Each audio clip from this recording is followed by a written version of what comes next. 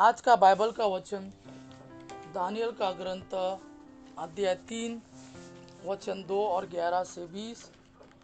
और आज का सुसमाचार सन्मति के अनुसार अध्याय 18 वचन 21 से 35। दानियल का ग्रंथ अध्याय 3 वचन 2 और 11 से 20। दानियल का ग्रंथ अध्याय 3 वचन 2 और 11 से 20। अजर्या खड़ा होकर प्रार्थना करने लगा और उसने आग की लपटों के बीच यह कहना आरंभ किया, तो अपने नाम का ध्यान रखकर हमें सदा के लिए न त्याग, हमारे लिए अपना विधान रद्द न कर। अपने मित्र इब्राहिम, अपने सेवक इसाक और अपने भक्त इज़राइल का स्मरण कर। अपनी कृपा दृष्टि हम पर से न हटा। तूने उनसे यह प्रतिज्ञा की थी कि आकाश के तारों की तरह और समुद्र तट के रेत कणों की तरह तुम्हारे वंशजों को असंख्य बना दूंगा। प्रभु, संख्या की दृष्टि से हम सब राष्ट्रों से छोटे हो गए हैं और हमारे पापों के कारण पृथ्वी भर के हमारा अपमान हो रहा है। अब तो न राजा है, न नबी, न नेता, न होम, न यज्ञ, न बलि, न धूपदान।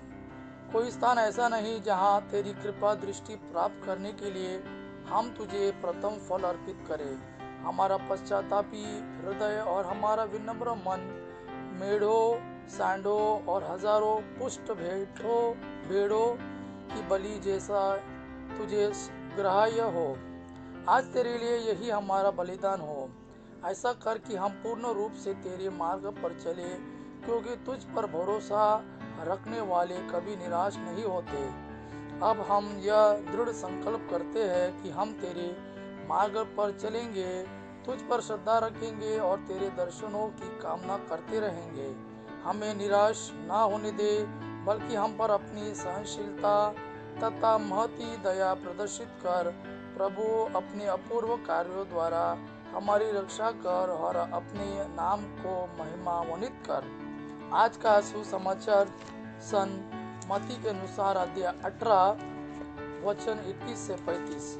तब पेतरुस ने पास आकर ईसा से कहा, प्रभु, यदि मेरा भाई मेरे विरुद्ध अपराध करता जाए तो मैं कितनी बार उसे क्षमा करूं? 7 बार तक? ईसा ने उत्तर दिया, मैं तुमसे नहीं कहता 7 बार तक, बल्कि 70 गुना 7 बार तक। यही कारण है कि स्वर्ग का राज्य उस राजा के सदृश है जो अपने सेवकों से लेखा लेना चाहता था। जब वह लेखा लेने लगा तो उसका लाखों रुपए का एक कर्जदार उसके सामने पेश किया गया। अदा करने के लिए उसके पास कुछ भी नहीं था। इसलिए स्वामी ने आदेश दिया कि उसे, उसकी पत्नी, उसके बच्चों और उसकी सारी जायदाद को बेच दिया जाए और ऋण अदा कर लिया जाए। इस पर वह सेवक उसके पैरों पर गिरकर यह कहते हुए अनुनय विनय करता रहा, मुझे समय दीजिए और मैं आपको सब चुका दूंगा। उस सेवक के स्वामी को तरस हो आया और उसने उसे जाने दिया और उसका कर्ज माफ कर दिया। जब वह सेवक बाहर निकला तो वह अपने एक सह सेवक से मिला जो उसका लगभग 100 दिनार का कर्जदार था। उसने उसे पकड़ लिया और उसका गला घोट कर कहा, अपना कर्ज चुका दो। सहसेवक उसके पैरों पर गिर पड़ा और यह कहते हुए अनुनय विनय करता रहा, मुझे समय दीजिए और मैं आपको चुका दूंगा। परंतु उसने नहीं माना और जाकर उसे तब तक के लिए बंदीगृह में डलवा दिया जब तक वह अपना कर्ज ना चुका दे।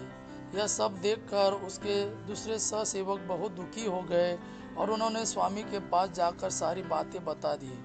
तब स्वामी ने उस सेवक को बुलाकर कहा, दुष्ट सेवक, तुम्हारे अनुनय विनय पर मैंने तुम्हारा वह सारा कर्ज माफ कर दिया था, तो जिस प्रकार मैंने तुम पर दया की थी, क्या उसी प्रकार तुम्हें भी अपने सहसेवक पर दया नहीं करनी चाहिए थी?